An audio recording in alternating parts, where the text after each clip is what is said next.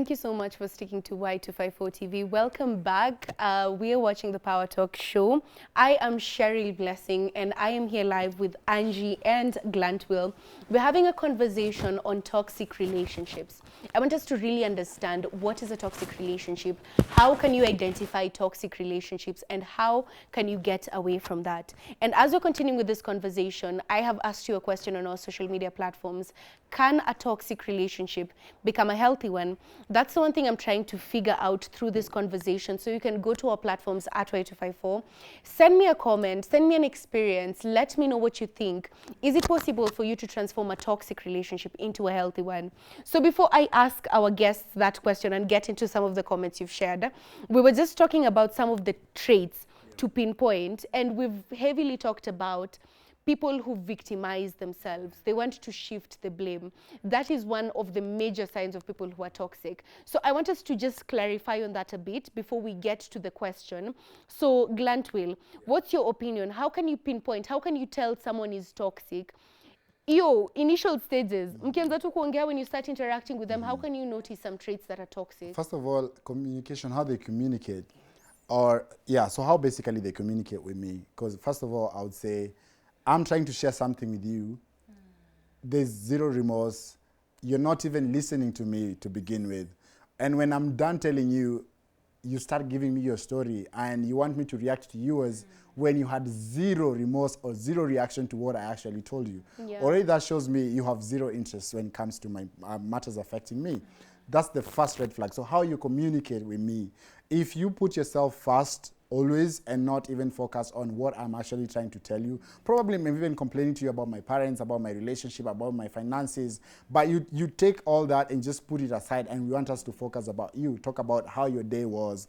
You know, changing the whole conversation from me to always about you. Like, it is always about you. Yeah. The whole time is always about you. That's number one. Number two, you're always complaining about everything. You never see any good. Wherever tutanguzaliwe, everything is just bad. People are bad. You just see bad in people, and there's nothing, absolutely nothing good you say. Number three, you're this person who has a comment about everything also. Like, you walk into my house, I've bought something, you have something to say about it. You know, not even just like, oh, this is a nice table, done. No, like, umebai table happy, oh, you ligongwa, sijui nini, you know, stuff like that. Already, yeah. Why do you live in such a big house? You're just alone. You should look for a bedsitter. You're toxic, because clearly progress is not your portion. Yeah. Definitely, I should put your side. So there's so many pinpointers, but initially I would consider some things like those. Like, how do you talk about the things I do? Do you ever give me time to listen to what I'm actually telling you? How do you react to the things I tell you? Do you act with remorse? Do you, another thing is, do you ever prioritize to, if, for example, something has happened to me and I'm counting you as one of the people who actually are my loyalties, and I expect you to show up. Do you ever create time for that? Because probably I do the same for you. You call me, you tell me I'm in a fix. Can you do this for me? I immediately do that. But when it comes to you, there's always an excuse. Yeah. Like, you see the way you're telling us, your friend had an excuse. You know, I was working, I was looking for the money. You see the money I sent you, and all that stuff. Yeah. So if you're always this person who's looking for excuses to cover up for your mistakes, you never acknowledge that, you know what, this is wrong, I am wrong, and we should do this way, probably to make things right. Yeah. Yeah. I really, really like that. Those are very clear examples of a few situations where someone can be toxic, because most of that energy is very self-serving. It's selfish. You just think about, they think about themselves. Yeah. How can I get out of this situation? How can I make myself look like the best person coming out of this situation? Because even the story that Angie has told us, she was in hospital, you were in hospital, and you're just making a general video for people. Like, you didn't specify and say, but you in, you know, your name, let's say she's called Mary or Grace. There was no mention of so and so. It was just a general, and you know, sometime because for that video, I meant someone was trying to get to know, like someone of the opposite sex was trying to date. Yeah, like and they didn't bother to come and see me in hospital, and they you see, even sometimes there's some discernment when you put out something. Maybe what I'm experiencing or what I experienced 3 months ago. There's something I went through, and you quote saizi ndio iko relevant. Thank you. Say ndo naona, okay, maybe nimeheal enough, I can Yeah. talk about this. Yes. But then people are very selfish. They just want to God. victimize. And that's how you can tell if someone is toxic. And unfortunately, people who are toxic never want to let go. Because I was having a conversation yesterday with a friend of mine who we were talking about people who are narcissistic and manipulative. They like finding people they can manipulate. But the minute they realize you have a brain and you can't be manipulated, they're mad. Yeah, Because absolutely. how dare you Yeah. have the discernment to Yeah. know that I'm trying to manipulate you. Yeah. So if we're in a situation, we've realized this friend is toxic, Yeah. this person I'm dating, this person I'm getting Yes. to know romantically is toxic. I've noticed, even if it's a small red flag, because you know people try to justify and say, you know, we're compromising. How can you get out of that situation? Glantwill, how do you get out of that situation and say, apana, imagine you can't be my friend? Because Angia said she has a very strict rule and guideline. So I'll come back to you. But Glantwill, how do we pinpoint, especially let's say someone who's been unable to deal with toxicity from their parents? So they're fighting that battle, but now it's harder for them to even let go of people who are toxic. How do they stand up for themselves? I feel like if you have suffered this with your family, you should be in a position to come up with something like a checklist where you're able to, so you may experience this with your family, so you're able to pinpoint certain things. So if you have a checklist, you're able to know if this person is competing with me, definitely this person gotta go like out of the way. So I think the best way somebody can be able to deal with this, or rather how I deal with it, is I actually have a checklist, and my checklist is kama hiyo nimekwambia, if you're competing with me, definitely kwanza hiyo ndio inakuwa number one. If I feel like we are not yet at growishani, we are competing. Yeah, I say I want to buy this table, you want to buy the same table, you know. Sometimes they won't even tell you. Yeah, You just buy it and then you go to their house, they have the same one. And oh my God, what a coincidence. And they were bad mouthing yours. They were saying, this is so bad. And you have the same. Kwanza sasa juu ametafuta a different vendor or a different whatever, they're gonna be like, oh, you know, mine, I got it from this place, and you know this person and did it's it nothing better. like yours. It's nothing like yours. So hiyo ndio inakuwaga number one on my checklist. Like if I ever discover we are trying to compete, definitely you're out. Yeah. Before I consider other things like, are you really somebody I can confide in? Are you really somebody who is understanding? Are you really somebody who could come through for me? Number one is if I just discover we are competing and not working on building each other to rise up, I'm cutting you off. I love that. Yeah. And that takes a lot of self-respect and self-awareness to the point where you know. And Angie, you have a similar checklist. And I think that also it basically is boundaries. You have very strict boundaries about what you will stand for and what you can stand for. So Angie, in your checklist, because I'm sure it applies to friends and even romantic partners, how do you go through that criteria? The minute, let's say, it's 3 months in and you didn't realize initially they were toxic. So how then do you go about dealing with that situation? Let's say venye beshte yako alikuja. So in that moment, because she's made things public, she has embarrassed you, embarrassed herself, victimized herself, and you have to deal with that swiftly. So how do you deal with that matter in that moment? So first of all, I'm not perfect. And I always tell people, by all means, if you feel like I'm too much for you, please cut me off. Without notice, walk away. And I will be so proud of you, because sometimes we're also toxic and we don't know.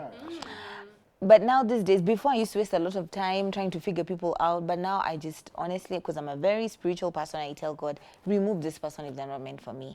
Because there's no point of me wasting, I'm 3 months in, I've opened, you know, especially women, that we're not like men. Women, we just talk like, it's like we've been best friends for 50 years. So there's no way we can control ourselves from opening up, being vulnerable, you know, we're feeding off each other and all these things.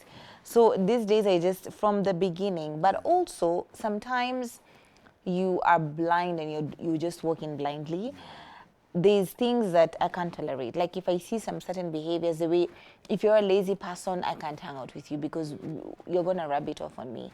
If you like sleeping around with people's husbands, if you like validation, if you're not a secure person in yourself, you know, body shaming. First of all, body shaming, I take it, body shaming yourself. Because if you can speak badly about yourself, then what about me, you know? Exactly. Always having an opinion about like other people's lives, and you know, you don't have any boundaries. You don't have any any secrets for yourself. Like you're an open book to everybody.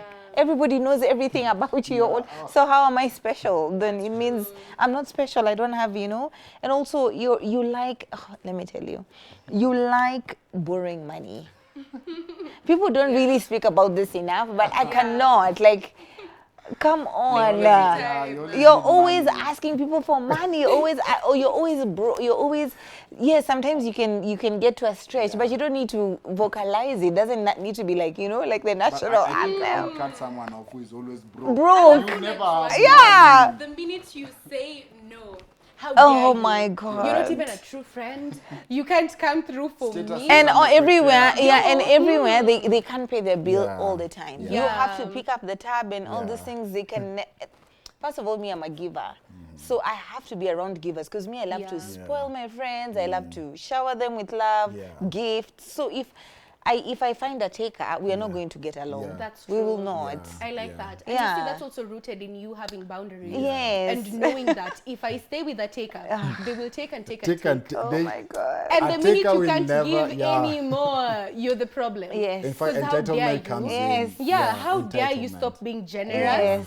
And it's such a problem, but I like that you've really vocalized some of the key traits because Yeah. some of these things Yeah. to normalize. Yes. People just assume, it's okay for your friend not Life to be is that hard. ambitious. The economy is not doing Yeah. well. Yeah. No, the things that you know we can actively work on, Yeah. and the things that are out of our control. Yeah. So if someone is actively putting in the work to make sure that they can stand up for themselves, Yeah. they are even within themselves, having the self-validation, Yeah. knowing that perhaps I didn't get this as Yeah. a child, but now within myself, I know my worth. Yes. They don't need you to call them every Yeah. time. Like, Yes. we don't need to speak every Yeah. single day, Absolutely. but I know you're my friend because through thick or thin, we have been there for each Yes. other.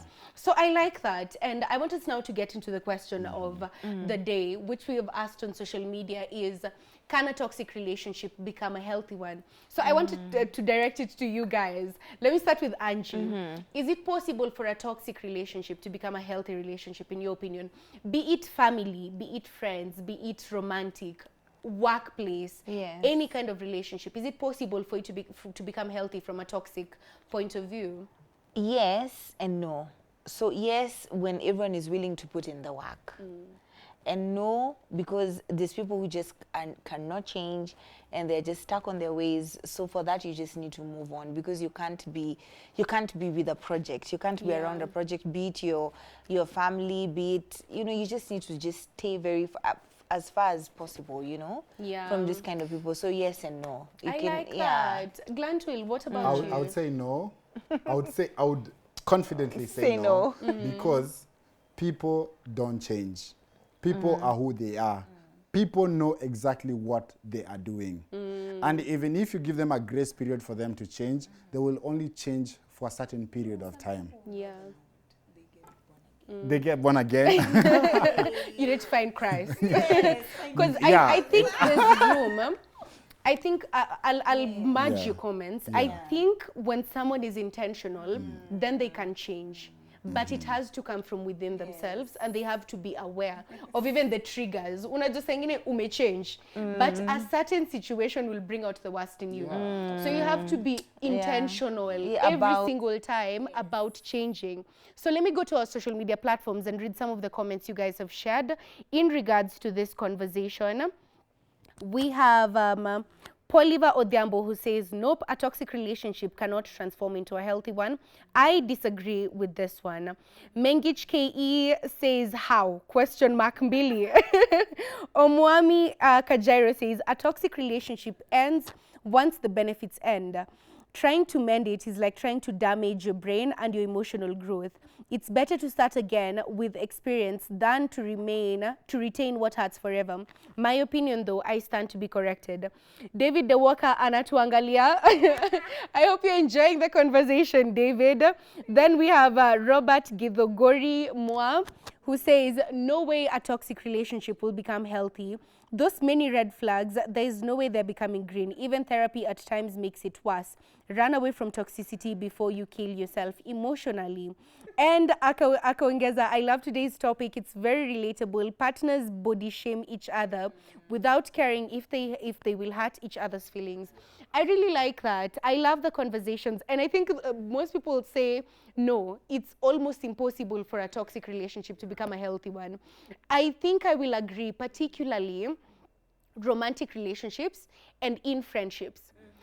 Those dynamics, you know, people, unless someone is willing to be intentional, and you know, even at times you have to leave someone so that they can become intentional change, and then maybe somewhere along the way you guys will meet again and you'll be able to form a friendship.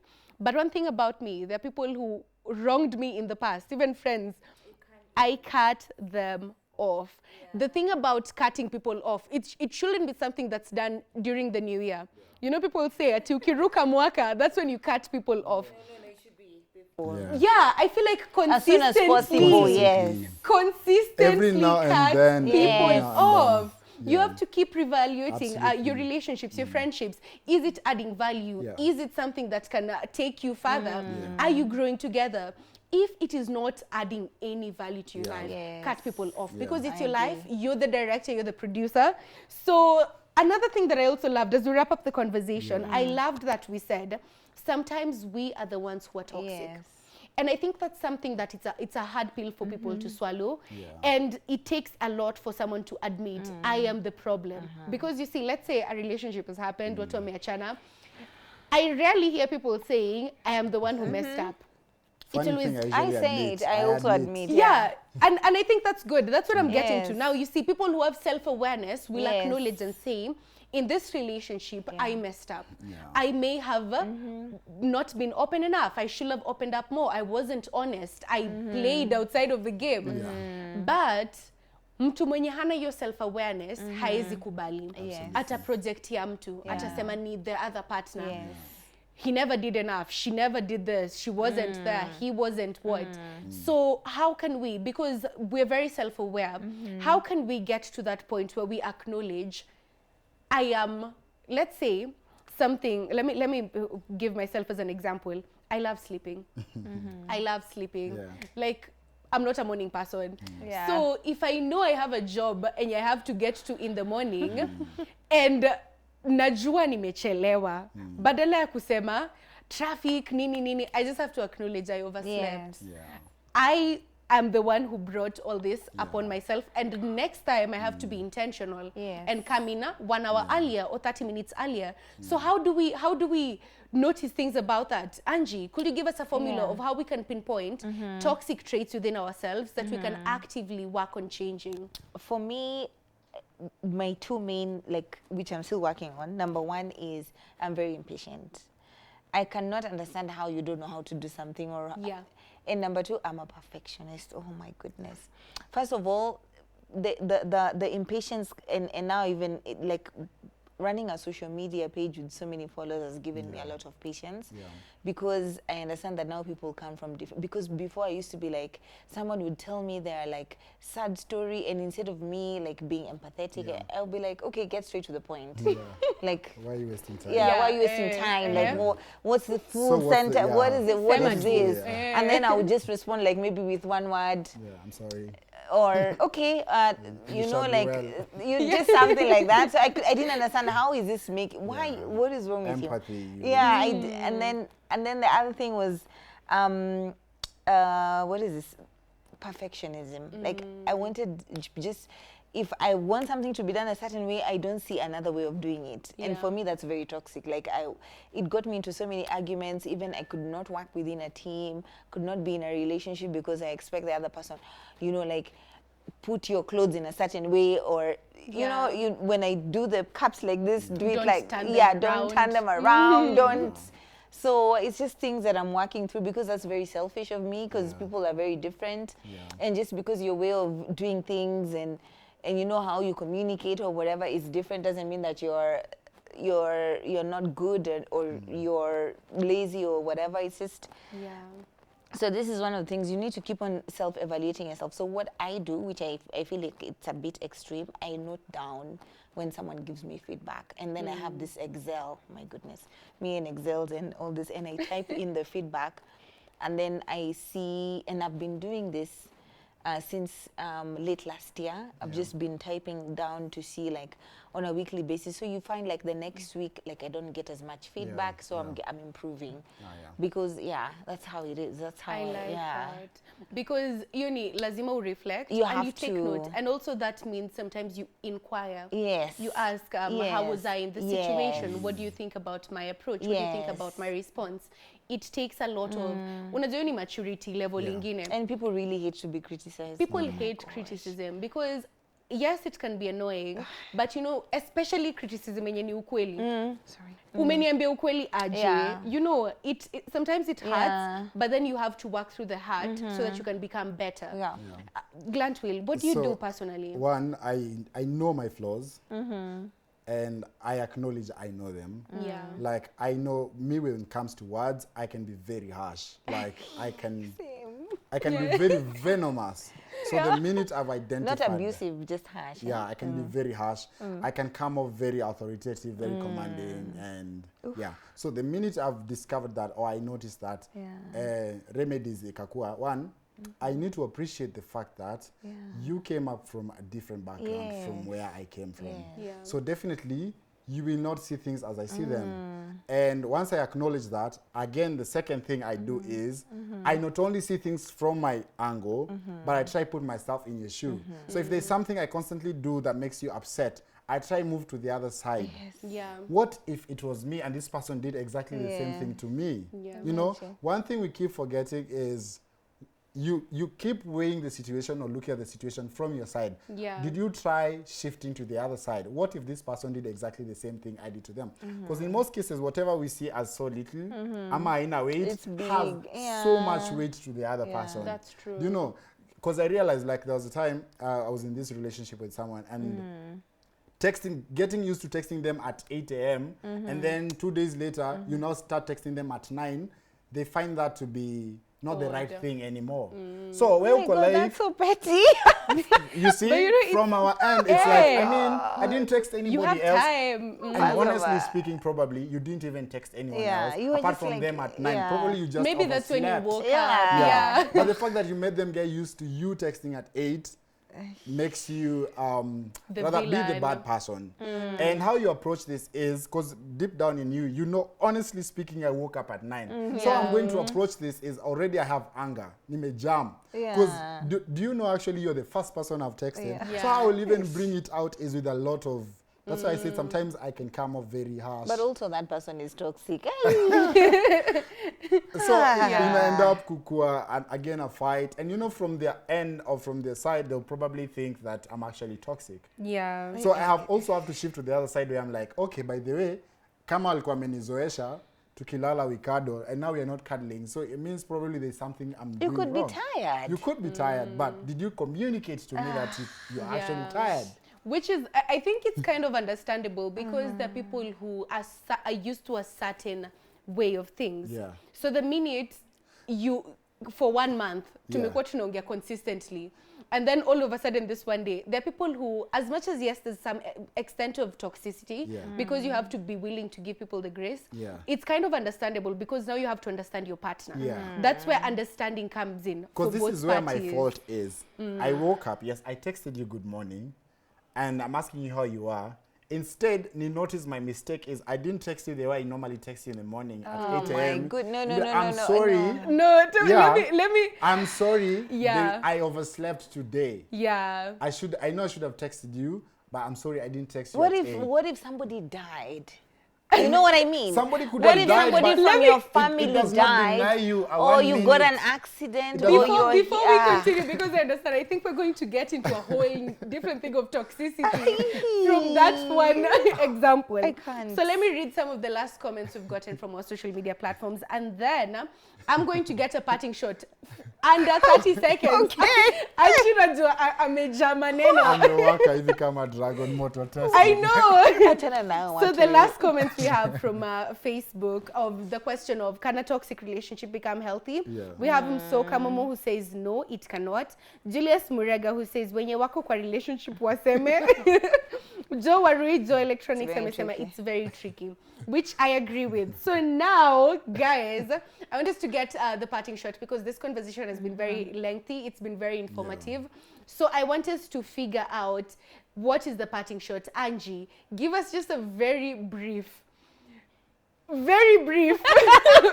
Okay. of how we should deal with toxicity, and how can you, someone who's hopeful of a toxic thing becoming healthy, what are some of the things that you address regarding that situation?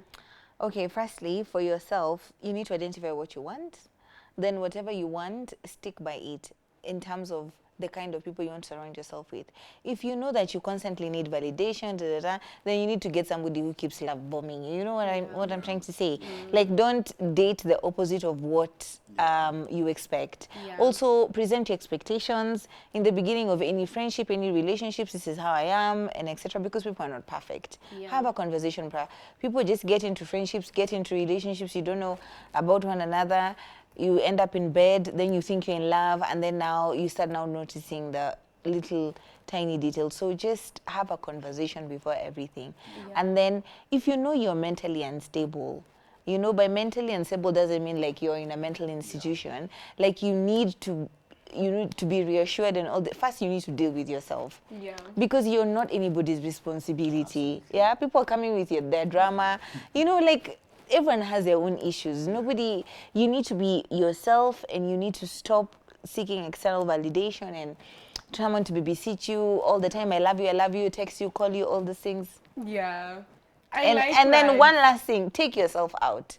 Treat yourself well. If you treat yourself out, take yourself out and do all these things, be a friend to yourself first. Let's deal with us as individuals before we start looking around us.